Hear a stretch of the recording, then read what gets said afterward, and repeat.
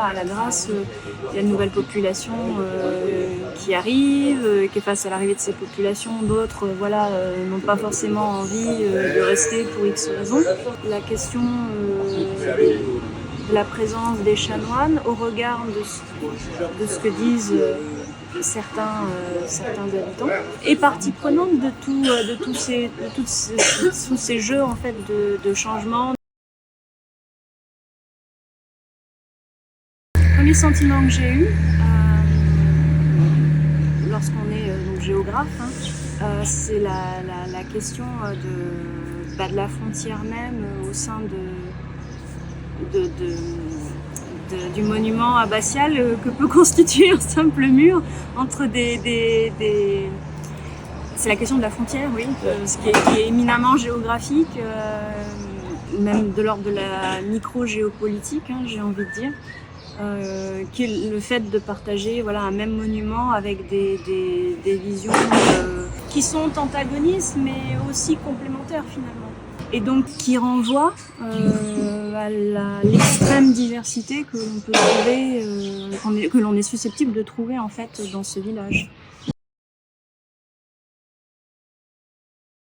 J'ai vu passer donc un appel de cette résidence scientifico-artistique.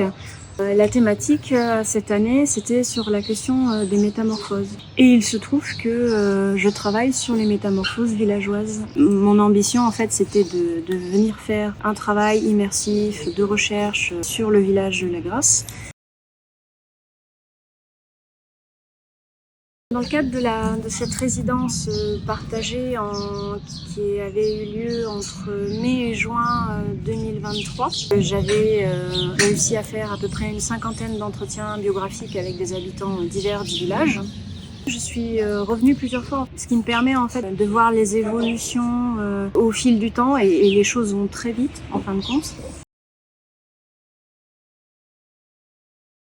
Les premiers jours de la résidence, je me suis rendu compte qu'on était sur un village au bâti très dense, très resserré, qui avait une très importante diversité humaine, un grand nombre de nationalités étrangères, mais également de la migration, on va dire interne. Notamment, je pense qu'il y a une forme de retour aussi au village pour les derniers arrivants, on va dire, arrivés, liés à ce retour au rural, entre guillemets, pendant le Covid. Mais il y avait également aussi différentes populations issues de vagues migratoires successives. Il y a aussi forcément la dimension touristique. Il y a la question du CADA, avec la présence de personnes qui démultiplient les origines en matière de nationalité, mais aussi en termes d'accessibilité aux droits. Et il y a aussi, bien entendu, la présence des chanoines, qui vient diversifier encore plus les manières d'être au village, les manières d'habiter avec autrui.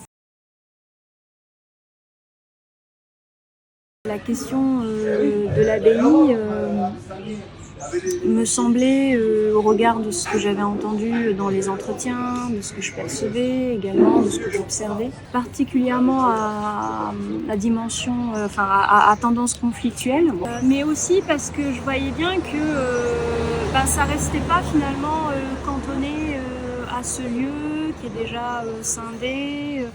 Où on est face à une espèce de diptyque, opposition qui ne vont pas dans le même sens et que ça a impacté énormément le quotidien des villageois en fait, que ce soit dans l'immobilier, dans la question de l'école, dans la question de ce que l'on estime comme relevant de l'espace public ou pas.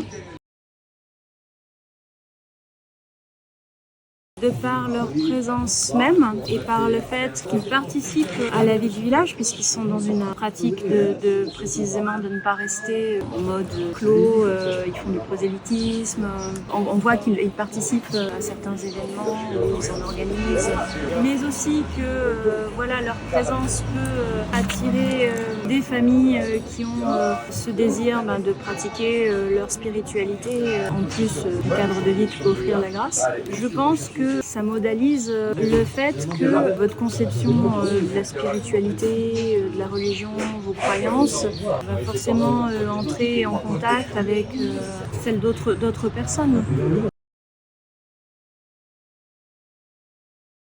Je n'ai pas encore mené d'entretien dit biographique avec des chanoines.